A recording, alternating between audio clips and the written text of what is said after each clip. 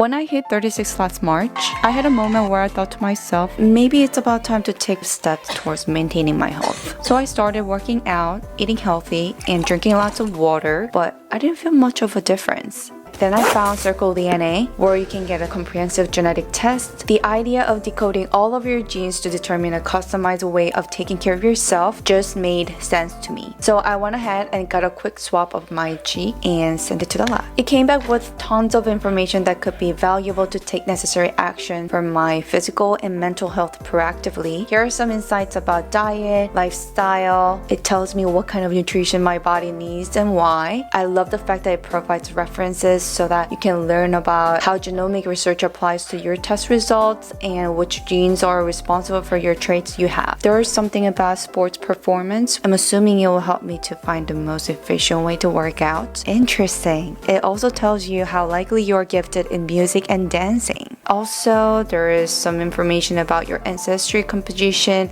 personality traits, and of course, cancer risk and other disease risk. Not gonna lie, this is so cool. You know, I've been emphasizing the importance of preventive care and oral hygiene as a dentist. Just like dental care, the same rule applies for your health. Prevention is key.